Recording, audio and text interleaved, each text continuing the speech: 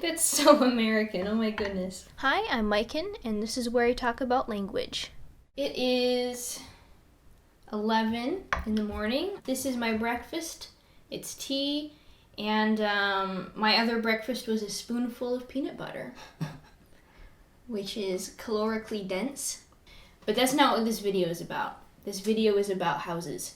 Yes. Yes. A lot of my students, I do English tutoring, a lot of my students do ask about houses here because obviously American movies are very famous and a lot of them feature very Big large houses Yes.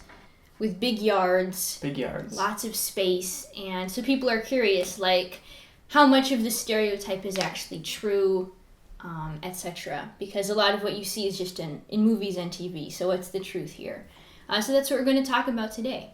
So, which part should we start with? Let's talk about size. I think that's the biggest thing. People hear American houses are big. That's the kind of the main deal. Mm-hmm. After that, we'll talk about yards maybe. But let's Right. start with size. Yes. Are American houses Are big. are they actually big? They're big. They are big. They're big. The price per we price it by the square foot. So for every square foot of like floor space in a house is usually how things are priced. Mm-hmm. And our price per square foot is proportionally lower than a lot of other countries, but also like there are several reasons for this. Yeah. The first one being American houses are built very quickly and built very cheaply. The interior of the, like, whenever you see an American wall, An American wall. It has, let's see here, there's thin wooden supports behind it, and then you have a thick coat of plaster. So if I wanted to, I'm not going to, I could punch a hole in the wall. And that happens. You see it in movies. Yeah, you see that in movies. People do that. People get angry. You accidentally bump a wall too hard with like your elbow, and it crunches. Especially in you'll often see that in like student housing. Oh yeah, like really shoddily built apartments. Like really cheap ones. Yeah. I've never lived in a place where the walls were damaged like that. So it's not like this happens to everyone all the time. But it is a thing that happens, and it's also still the building standard for even like really large or kind of like upscale nicer houses. Like they still use the same material. Mm-hmm. They just use a lot more of it, so they have a lot more rooms. A lot of older homes that you see in the US are built with sturdier stuff. Like this is a brick home, and it's from the 1930s. Bricks and any of our really big buildings, like those have like steel interiors and stuff, like our skyscrapers and everything. Obviously, those. Yeah, those are. Those aren't made of plastic. But it's quite rare to see something made out of like properly 100 like actually wood or stone. Instead, what you do is you have a thin wooden beam and plaster building, and then you put siding on it. So it gives it's like fake rocks that you put on the outside to give the appearance that the house is made of stone. I personally hate it, but that's just me. That's a popular thing to do. Siding is very popular. Longevity of homes. Usually they might last like a couple decades.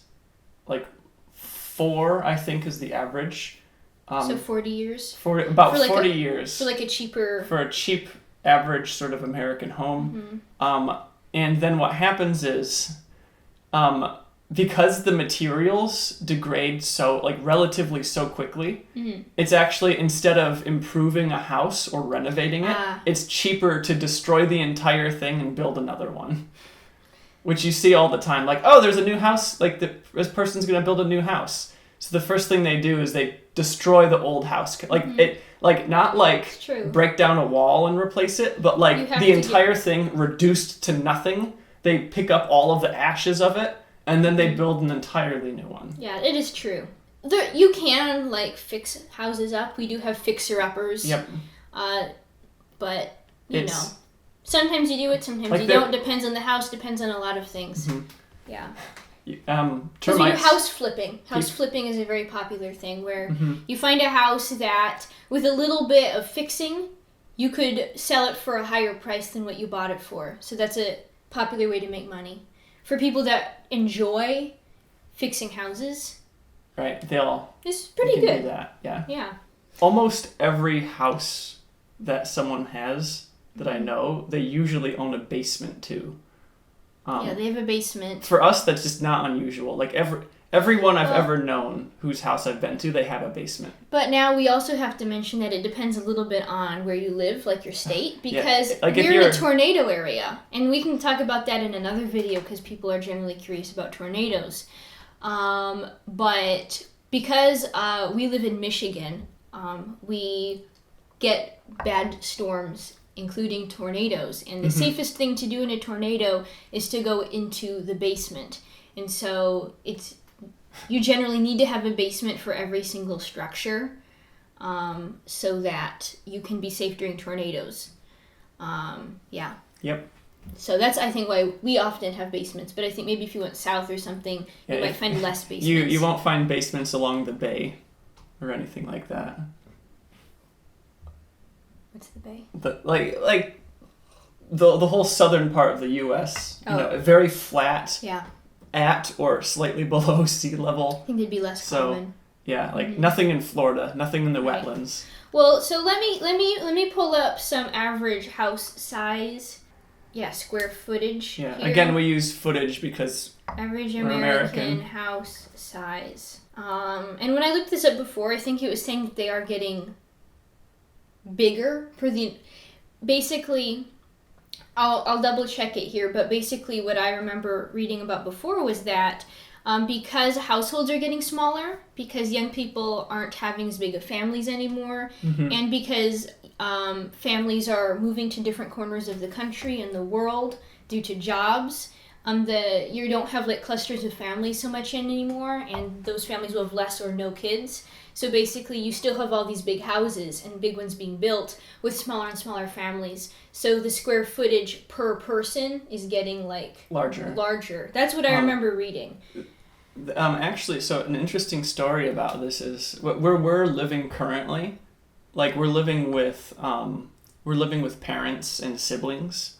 So like we have a fairly large-ish house, but like for each person who's living here, it's actually kind of like it feels like kind My of mom complains that it feels small. Well, still complain. Our house isn't like big by our standards. This is probably about average, but... So here is an article from 2014. I think for house sizes, that's recent enough. Right, houses don't usually disappear. I think it's pretty fair. So it's saying that, this is CNN Business. The average size of homes built last year hit 2,600 square feet, an all-time high that surpassed even the housing bubble years when homes averaged around 2,400 square feet, according to the Census Bureau. Oh yeah, McMansions. Oh, yeah. This article mentions a term called McMansions that maybe you should start talking about. So we have our lovely restaurant food chain, the burger place McDonald's. Which you all know and love. Everyone loves it, yeah. So apparently it's worse here than in other countries. We would never go on a date at McDonald's here. No. Never. 1 second. Yeah? They have to let the dog out. The thing with the dog is that it's a dog, so they have to you have to let a dog outside, right? Which is really troublesome. You're just going? You're just still going? I'm just going. Can't let the dog outside, Mom. I'm filming a video.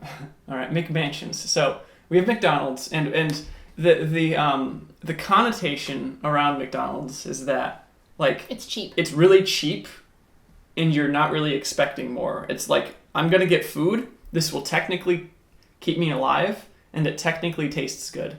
I might get a stomach ache half an hour later, but it'll be a $1 stomach ache, you know.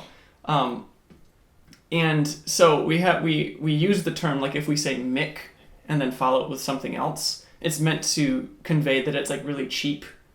And so a McMansion is, it's a huge house, like really big. Often they cost like upwards of $1 million or so. But the thing is, like, the construction is the same as just like it uses often even cheaper construction than like regular American homes. Yeah.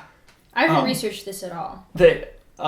So they don't even like use like architects. It's often just an actual construction company that comes in. Really? Yeah. Which is why you see all sorts of it's That's a why whole it looks thing. bad. It's a whole thing where people make fun of them all the time because it's like, oh, there's just like a random like pillar that's not load bearing, just like one of them, not even two, and it's just there, in whatever. The house. But like, it's made out of cheap materials, and they're just really big.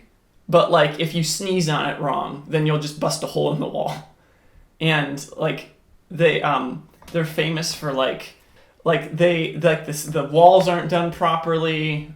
Like sometimes like the plumbing is bad, and so like you have mold problems that happen. It's a whole thing. There's a whole, people love to make fun of them. There's like tons of places dedicated to just making fun of them online. So like think of like a really nice old mansion, like a nice historical mansion, and then this is the cheap plastic version. You can think of it like that. So they will look kind of wealthy, but kind of weird at the same time. Maybe you can find some pictures. If I find pictures, I'll put them up on the screen. And this is actually sort of another American thing, is the appearance of wealth is more important than actual wealth. Well, we're getting deep right now. But yeah, it's if you show that you have a big house and a big yard, then even if like you're loaded in debt, yeah, miserable, and you don't have health insurance. Well, you've got a big house. You have the appearance of lots of wealth. Yeah. So. Okay, well, this is an interesting paragraph I just found. So it says, not only are the homes bigger, they have more rooms as well. There's the obligatory playroom, the home office, the den, and the FROG, which I guess stands for family room over the garage. I'm not so familiar with that one personally, but I remember being amused growing up because some of my friends did have dens. And they're separate from living rooms. It's like a second living room, often with a TV. Yep. Is that it's the one with the TV? It's implied to be the one that's in living rooms in the basement too. It's right, like maybe. I never got dens. Yeah, like for us personally, I think we usually operate with very little space. Like we kind of feel comfortable with it. Us personally? Yeah. We do personally. Because we have so much land, unless you're like in the downtown of like a real city, like Chicago, Detroit, New York, LA, right? Right. Unless you're in the downtown of like an actual city, you're probably in a house. And these houses can be small, like they're cute little ones. They're very small. They're cute little ones like in our neighborhood. Alright, this house is super cute and it's for sale. I want it. But like what I'm saying is in general, our population does not live in tiny studio apartments. We do live in houses, and we'll talk about yards next. But actually, again, the cheapness of the land, the land is so cheap that if you want to live somewhere cheaply, you usually don't go to like an apartment complex or something like that, because we just don't really... They're not so into those. We don't really have those. Well, like at universities, or as we say, colleges. I'm trained to say universities because I tutor international people. Yeah. But if I didn't have that job, I would say colleges. They have like huge housing. Student housing, big. Yep. Apart from dorms, there are just private companies that have. It's all on campus. Yeah. On campus apartments. Aside from those, which can be pretty cheap. Yeah. People usually, well, if you really want to actually get something cheap, you go to a trailer park. It's not common though, is it? How common is it? It's quite common, yeah. Okay. Almost every small town has a trailer park. Right. And it's you have a little housing unit, very small, and that's about the cheapest that you can go. And you even have a little bit of space. Just because... Like outdoor space. Yeah, like when people buy land, like we have so much of it. Yeah, we have a lot of land. especially when you go out to the West or Midwest, like Yeah. miles of nothing. We have a lot of Nothing. land. So boring. You drive for 2 hours and there's just there. only 2 gas stations and that's it. Just stretches or whatever. Yeah, so that leads us nicely into talking about yards. So, I would say that yard is a word that generally means you have outdoor space that is generally green. If you want to talk about the trimmed grass that you see in the movies, which That's is a lawn. very real, Yeah. that is called a lawn. Specifically, the grass area is a lawn. And it's very much real. We very much mow the lawn. We very much check the neighbors to see if we need to mow our lawn because their lawn is making ours look bad because they just cut it. There's a It's social all pressure. true. It's all true. So like if you don't mow your lawn, the city will come after you Yeah. and you'll get in trouble. the city is like, hey, you're bringing down the neighborhood you're appearance. Yeah, there's the thing. It's with property values because the value of your property and thus your home is determined by the value of other people's properties around you.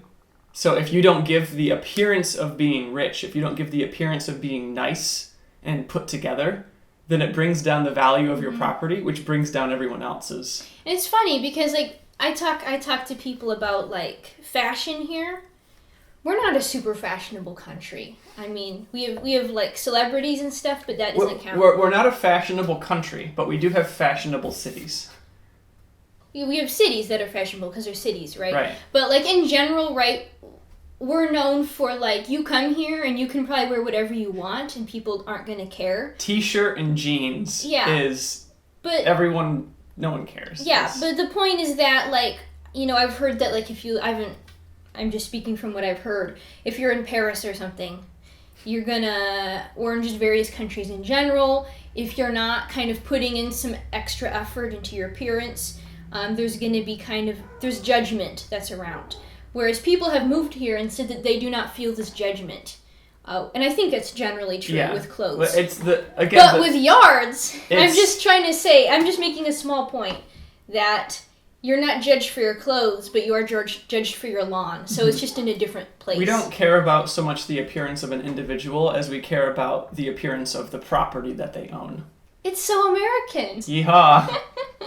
That's so American. Oh my goodness. Life, liberty, pursuit of happiness. So you have to property or whatever it is. And usually Americans also have 2 yards. We have one out front that faces the street. That's called a front yard. Political signs. That's very common. And then we have one in the back. Backyard. And you have a little more freedom with the backyard. Like the show, The Backyardigans. We have a whole kids show. Yep. Somehow based on the word backyard. These are very real words. They're daily vocabulary. Yeah. Where's the dog? Oh, he's in the front yard. Yeah. Oh, where's mom? She's in the backyard. Constant. Yep. And so usually since the backyard isn't facing the street, then you can be a little more creative with it. Like this is where people put all their grills. Loads of people own grills, by the way. Like everyone just has their own personal grill. Trampolines, pools. Trampolines, if you can afford them, they go back there. Gardens. Yeah, so let's talk about gardens. Some people like to garden, so you can have flower gardens and vegetable gardens. My mom does a little of both. And there are plenty of people that don't do either. Yep. It just depends. You can have some very attractive yards and gardens here. Some people, usually retired people, can put in the effort. Yeah. Otherwise, you're just going to have grass. It's just and nothing else. And an American flag. Yes. People really love the flag. They really love displaying the flag. I think that's in most countries. No. Let me know. In your country, do people put their flags of their country everywhere? Do they do that? Tell me. I think it's Americans really like the I think it's pretty unique. I don't know. We'll see. Yeah, yards. People also often get yards and they fence them up. So that like. Or do they fence them off? Fence them off. I would say. Yes. So it's a little more private, and so that pets like dogs can run around without running into the street and getting run over. Exactly. Like my family, they've wanted to put up a fence for a while, but it takes time and money and everything, so we haven't done it. But yeah, some people choose to do that. So I would say that it's easy to have outdoor space here and even be poor. We have a lot of poor people, even they have outdoor space. Their houses might be really horrible. They might not have clean water. We have water problems here. They might not have health care, but they do have grass. They've got grass. If you want grass, come here. It's true. Now, lawns aren't good for the environment. They're not. Lawns are the number one most irrigated plant in the United States, more than actually any food sure? crop. Do I need to fact check you? No, that's completely true. Like corn and like soybeans and all of our other major exports and everything, we use far more water in lawns. And actually the appearance of having a well-kept up green lawn is something that is everywhere in the U.S. It's not just along like the eastern coast. Even places that can't sustain grass. I was out in New Mexico, which is a state in the southwestern part of the country. And when I was there, there were like grumblings. So I went there with some friends of my parents. And we stayed at their house, and they were locals there, and they were grumbling. Like the talk of the neighborhood was that the rich people were using like clean drinking water to water their huge lawns, and because it's so hot and so dry in New Mexico, it's literally considered a desert because of how little rainfall it gets. Because it's so hot and dry, they had to keep the sprinklers constantly running, or else the water would evaporate and not water the grass. And the grass would be yellow and crinkly. And it would be yellow and nasty anyways, despite them wasting so much water with it. So we value it more than drinking water. So I just Googled, I'm pretty sure I knew the history, but I wanted to be sure about the history of lawns. This is from Planet Natural. It says that lawns were deliberately cultivated by the wealthy in both France and England, though they were more likely planted with chamomile or thyme than with grass. That would smell so good. Closely shorn grass lawns first emerged in 17th century England at the homes of large wealthy landowners. So basically, the English came here, and this is how we want to display wealth, copying England. Like, we want to look like little palaces. Yeah, every home a castle. Exactly. That's the American dream, right? Yeah. So it's you've finally worked your way up to have enough wealth to have the appearance of what other wealthy people had 400 years ago. Exactly. Cool. Though we do have growing movements of, is it permaculture? Permaculture and like anti-lawn people. Right. Which My mom, like. Yeah, my mom wants to do it, but it takes time because basically you need to slowly replace all the grass in your lawn with kind of native Other plants. Native plants that will grow every year, perennials that will grow every single year.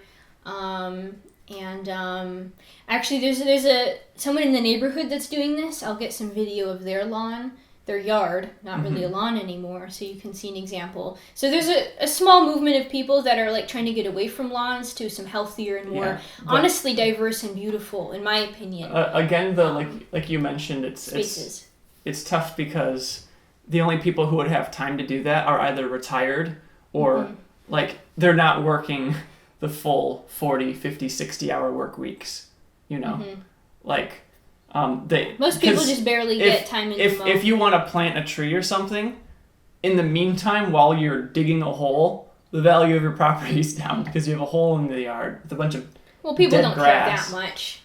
It's not that big of a... Depending on your neighborhood. Yeah, it does depend. Some, like ours is actually kind of lax, but... Yeah, we're fine. We can dig up a thing and leave it there for a bit. Then my parents get a little bit stressed about it sometimes. There are some places that have homeowner associations, which you have to contact like local like authorities in order to do anything to your own lawn. And the strictness of them depends on exactly where you are, but they can just do things like evict you sometimes. Really? If you're not following the rules. Mm-hmm. From your own home, so by the way, it that really you're depends. paying for. It depends on where you live, because It you could depends, also live yeah. out in the country and you could do whatever you want. If you live out in the middle of the woods, no one knows, so no one cares. No one cares. It's Yeah. It depends on where you are. Like, there are really strict suburbs. There are kind of more lax, just kind of neighborhoods. I think we're just in kind of a nice neighborhood, not like a strict suburb, not out in the country. We're in a nice middle ground. But yeah, there's plenty of space out in the woods. You could easily buy some property out there and do whatever you want, more or less. Yeah. So anyway, point is, our houses are big. We do have lawns, though they're probably often not as nice as in the movies. So just, it's true, but also don't imagine that every single person it's not so looks nice. like that. Yeah. And we have a lot of homeless people too, which, again, given how cheap it is to build houses, we shouldn't have that problem. Because we could house them. We have more unused homes than homeless people. Right. And it would be cheaper to house the homeless than to continually have the system absorbing healthcare costs. Yeah, that's a whole nother thing. But for houses... I think that's about it. Is that it for houses? Yeah. You and then you can show some people the houses that are around the place. I have been. Oh, you have been? I have been. Oh, right. So, if you like this format of us just talking to each other, let us know. In a more natural way, let us know. If you don't like it, also let us know, because this is going to influence the content you see in the future, it turns out. Yes. So. Yes, please leave your thoughts on that. And please add to the conversation in the comments about any similarities or differences that you see between the countries from your perspective. And good. Good. Okay, bye. All right, thanks so much for watching. I hope this was interesting. Please leave a like if it was, and consider subscribing for more language and culture videos. Thanks, bye-bye.